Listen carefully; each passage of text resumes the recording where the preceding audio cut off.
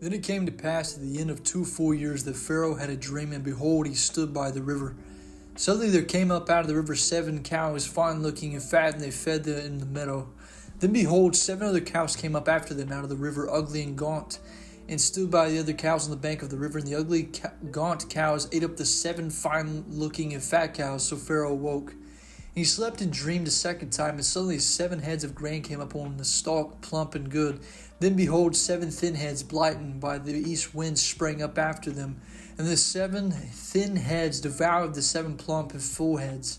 So Pharaoh awoke, and indeed it was a dream. Now it came to pass in the morning that his spirit was troubled, and he sent and called for all the magicians of Egypt and all its wise men. And Pharaoh told them his dreams, but there was no one who could interpret them from Pharaoh.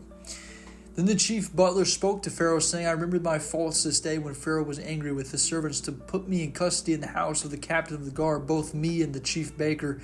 We each had a dream, and one night he and I, each of us, dreamed according to the interpretation of his own dream. Now there was a young Hebrew man with us there, a servant of the captain of the guard, and we told him and interpreted our dreams for us. To each man he interpreted according to his own dream, and it came to pass just as he interpreted for us, so it happened. And he restored me to the office, and he hanged him. Then the Pharaoh sent and called Joseph, and they brought him quickly out of the dungeon, and he shaved, changed his clothes, and came to Pharaoh. And Pharaoh said to Joseph, I have a dream, and there is no one that can interpret it. But I have heard it and said of you that you can understand a dream to interpret it. So Joseph answered Pharaoh, saying, It's not me. God will give Pharaoh an answer of peace. Then the Pharaoh said to Joseph, Behold, in my dream I stood on the bank of the river. Suddenly even cows came up from the river, fine looking and fat, and they fed in the meadow. Then behold, 7 other cows came up from them, poor and very ugly and gaunt, such ugliness as I have never seen in all the land of Egypt. And the gaunt and ugly cows ate up the first 7, the fat cows. Then they had eaten up them. No one would have known that they had eaten them, for they were just as ugly as at the beginning, so I awoke.